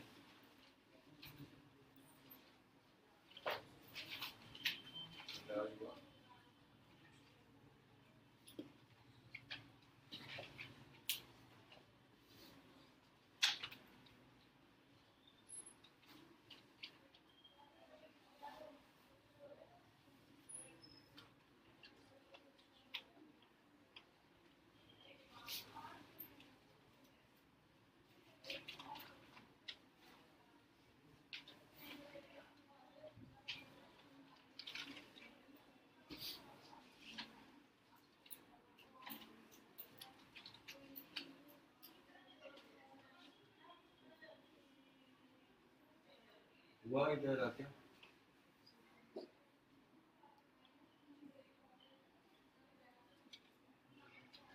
वही formula लग रहा है जो एक formula तुमको बताया, surface energy equal to surface energy into change in area.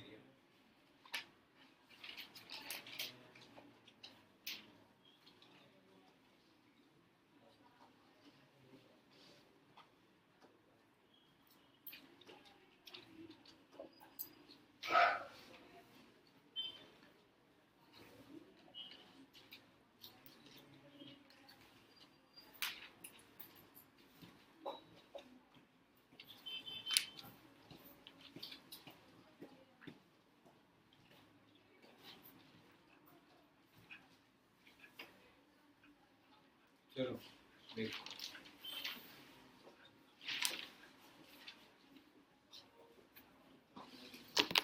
मैं करता हूँ। क्या बोला था, क्वेश्चन बोलना जरा, क्या था? 400 ड्रॉप्स मतलब 400 इंटू 4/3 पाई आर क्यूब कर दिया मैंने। कितना रेडियस दिया हुआ है? 1 सेंटीमीटर मतलब 0.01 मीटर हो गया। तो ये मैंने लिख दिया 0.01 का whole cube. Combine to form a big drop, 4/3 pi into capital R cube. 4/3 pi 4/3 pi क्या हो गया? कैंसिल हो गया। तो यहाँ से कैपिटल आर की वैल्यू आ गई 0.01 इंटू 400 का क्यूब रूट, है ना? यही आएगा, ये आएगा। क्या करना है, निकालना क्या है? Surface energy. सरफेस एनर्जी होता है, surface energy is surface tension into change in surface area.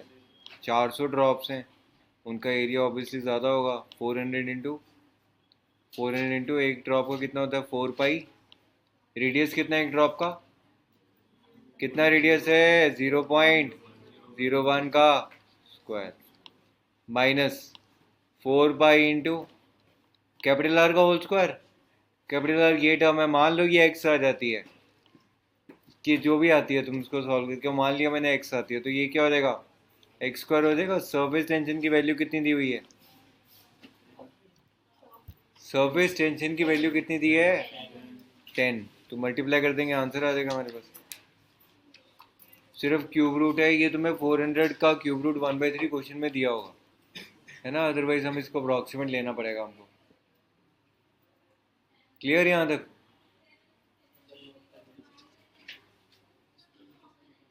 बोलो समझ आ गया? क्या होता है फॉर्मूला सरफेस एनर्जी का? बोलो surface energy equals to surface tension into change in surface area. बस हमने इतना पढ़ा, और हमने ये पढ़ा कि liquid drop, soap drop spherical की होती है, ये सब पढ़ा। अब देखो अगला पॉइंट, इसको नोट कर लो। कर लिया? नोट करने की जरूरत है, अपने आप सॉल्व करो क्षितिज। ध्रुव पता लग रहा है?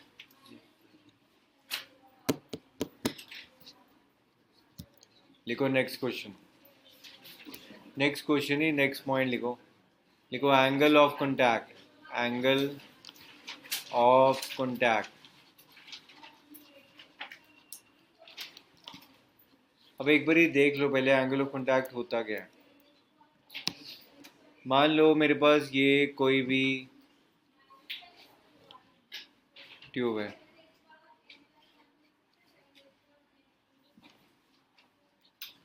मैंने क्या किया, इसके अंदर ये ऐसा एक मिनिस्कस बना दिया। मिनिस्कस मतलब जो उसकी सरफेस की शेप है उसको मिनिस्कस बोलते हैं। मतलब ये जो है इसका नाम है मिनिस्कस, मिनिस्कस, ये सरफेस की जो शेप है। अच्छा यहाँ पे सारा लिक्विड है, यहाँ पे सारा लिक्विड है, ये liquid liquid liquid liquid liquid, ये सब कुछ लिक्विड है। एंगल ऑफ कॉन्टैक्ट एक एंगल होता है जो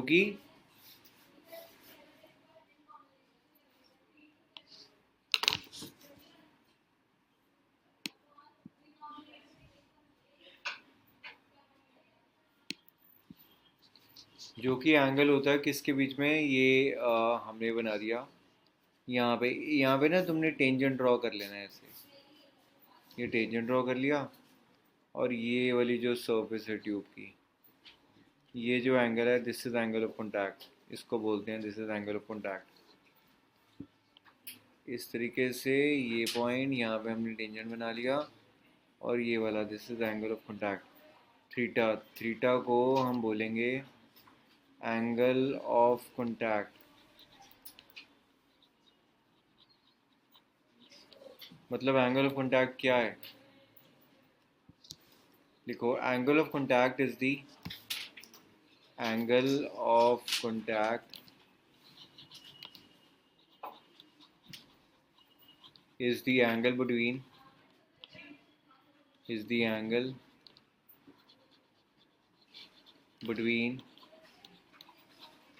the tangent drawn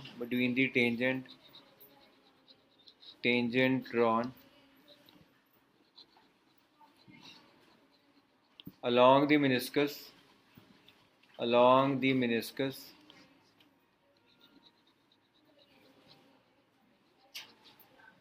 with the surface of the tube, surface of the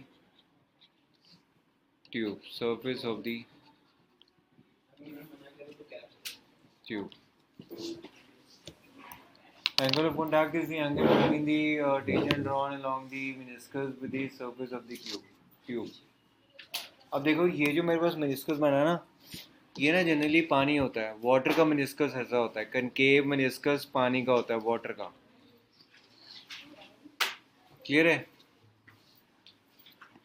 water का कनकेव मेनिस्कस होता है। और मुझे एक बात बताओ, वाटर के केस में कौन सी फोर्सेस ज़्यादा होती हैं, कोहेसिव की एडहेसिव? कौन सी होती हैं?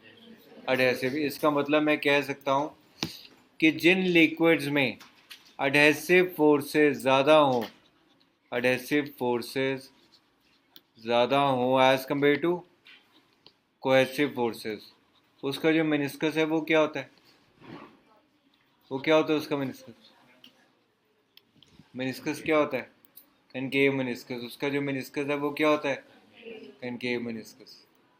क्लियर है? यहाँ फिर मैं एंगल ऑफ कॉन्टैक्ट बोल सकता हूँ कि उनका जो एंगल ऑफ कॉन्टैक्ट है, रिंजे क्या करे तेरा बदी की बता। चलिए एंगल ऑफ कॉन्टैक्ट, उसका जो एंगल ऑफ कॉन्टैक्ट है वो क्या होता है? एक्यूट की ऑब्ट्यूज। ये कौन सा एंगल है? एक्यूट है कि ऑब्ट्यूज है? कौन सा एंगल है? एक्यूट। तो ये उसका एंगल ऑफ कॉन्टैक्ट जो है वो एक्यूट होगा। लिखो इसको 2 बार। अगर एडहेसिव फोर्सेस आर ग्रेटर, जैसे कि फेविकॉल, जैसे कि ग्लू, जैसे कि पानी, adhesive forces are greater as compared to cohesive forces.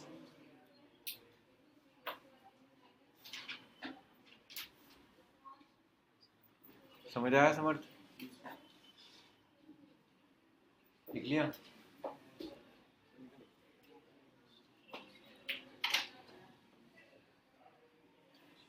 कहीं का पता लग रहा है? क्लास में तो पता लगता है, घर पे जाके भी पढ़ा करो बेटे,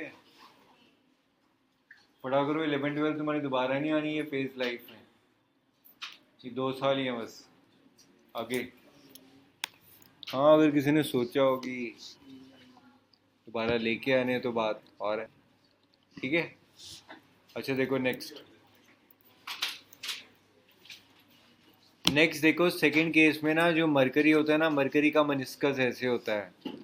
मरकरी का मेनिस्कस इस तरीके से होता है, ऐसे। ये सारा हमारे पास लिक्विड पड़ा हुआ मरकरी है। अच्छा, यहाँ पे अगर हम एंगल ऑफ कॉन्टैक्ट बनाएं तो टेंजेंट ड्रॉ कर लिया, और ये हमारे पास हो गया वर्टिकल साइड। तो एंगल ऑफ कॉन्टैक्ट क्या बन गया? ये बन गया। ये एक्यूट है कि ऑब्ट्यूज है? ऑब्ट्यूज है। तो यहाँ पे हम ये बोलते हैं कि if the angle of contact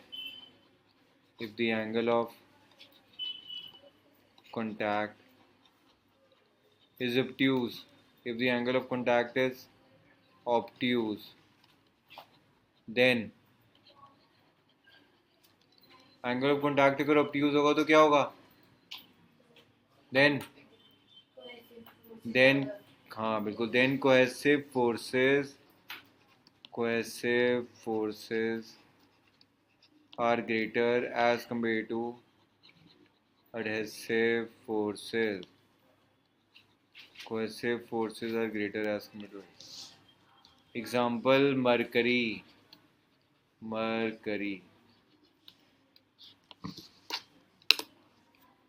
Example: mercury.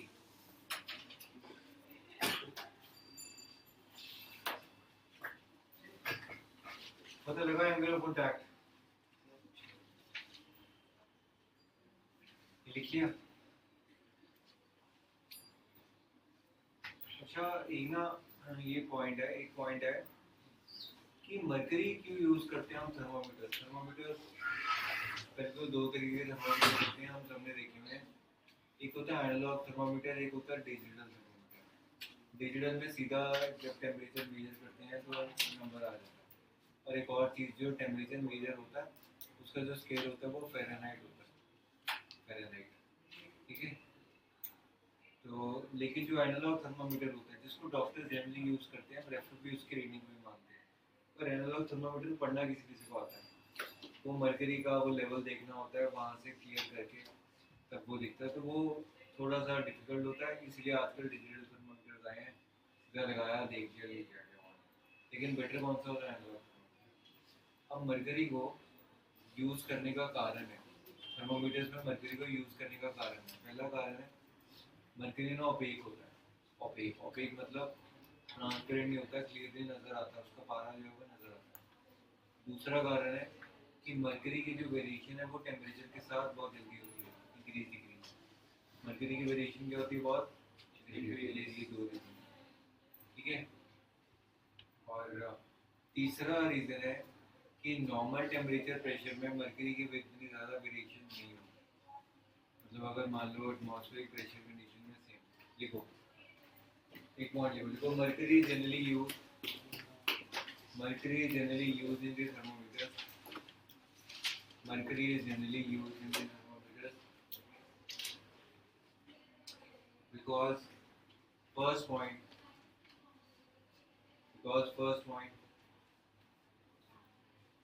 mercury is opaque. Second point, mercury shows the sharp changes.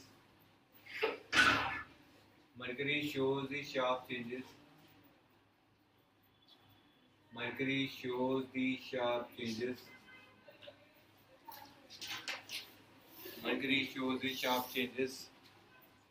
with the variation in temperature.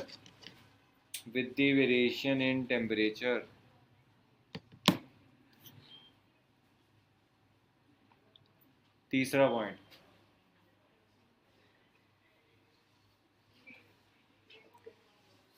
mercury is non-reactive.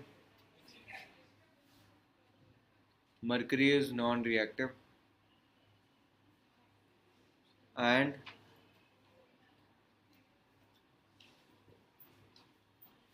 is inert, and is inert to the glass surface,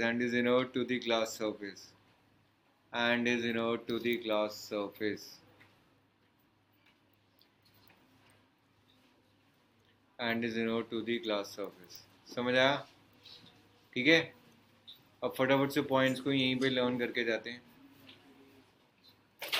fluids. अब वो वाला question क्या था, वो booklet दिखाना मेरे को. Booklet अपनी ना खोल के रखा करो, हर क्लास में लेके आया करो बेटे.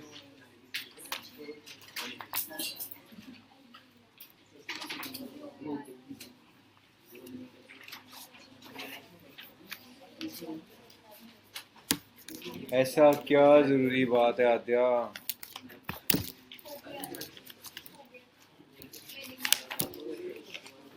पढ़ना जरा आद्या, पढ़ना क्वेश्चन नंबर 25 देना एक मिनट पेन. क्वेश्चन नंबर 25 पढ़ो. कहाँ है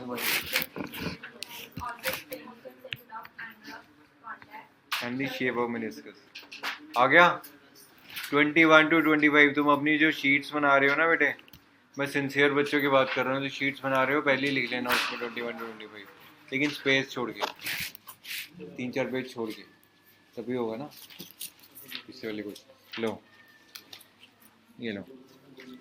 अब हम समरी बनाएंगे, समरी को लर्न करेंगे बहुत तरह। पहले तुम पढ़ लो, देख लो एक बार सारा। कोई डाउट अगर तुमको है, कोई क्वेश्चन है तो पूछ लो। क्षितिज ट्राई करो।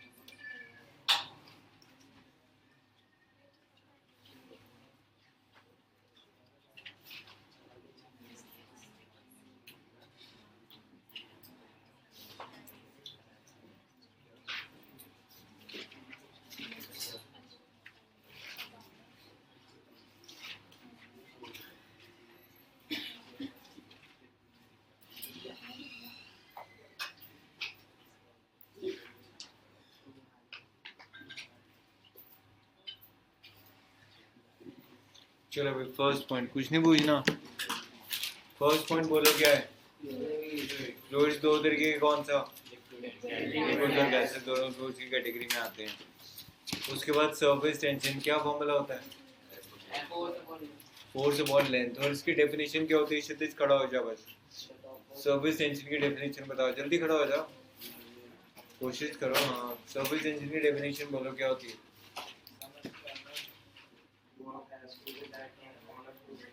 वो तो सरफेस एनर्जी है। सरफेस टेंशन क्या होती है?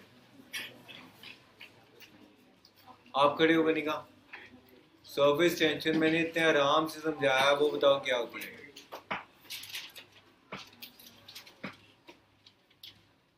सरफेस टेंशन सरफेस पे रहने के लिए मुश्किल होती है, ये तो बताया था, एक्सप्लेन किया था। तुम खड़े हो Ayush Kumar.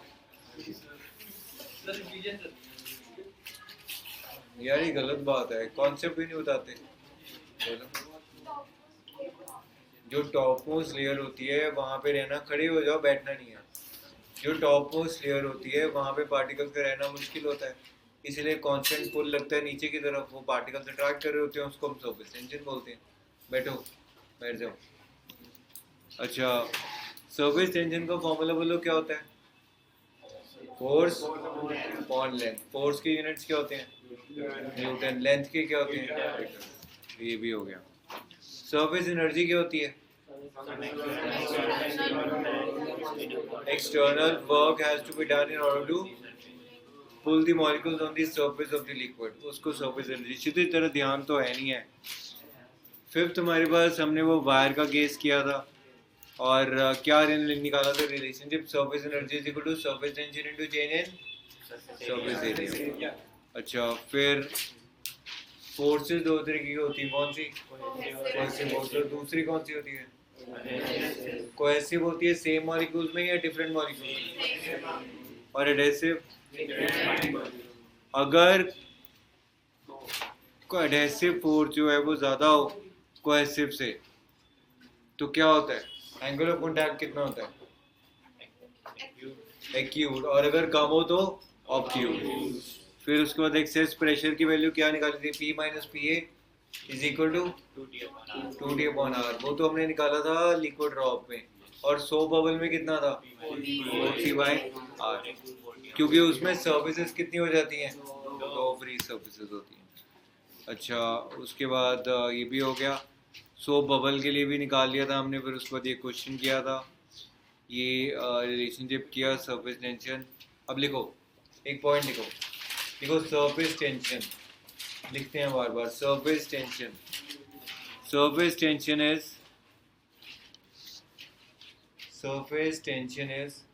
the constant pull towards the downward direction the constant pull towards the downward direction by the water molecules present below towards themselves. ये surface tension की definition है, towards themselves. ठीक है. सरफेस एनर्जी की डेफिनेशन क्या होती है? The work required to take the molecules to the surface of the liquid is surface energy. लिखो, surface energy is the external work done. Surface energy is equal to the external work done. अपना काम किया कर, कोई बात नहीं, बाद में मेरे से पूछ लियो. Surface energy is equal to the external work done required to bring the molecules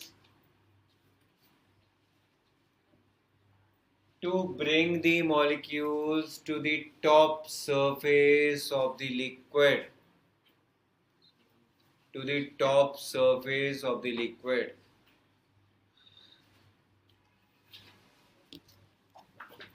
फिर लिखो surface energy is equal to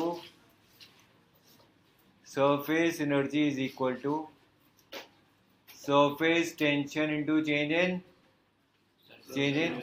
surface area. दोबारा बोलो इसको, surface energy is equal to tension into change in surface area. फिर बोलो, surface energy is equal to tension into change in surface area. फिर बोलो, surface energy is equal to tension into change in surface area.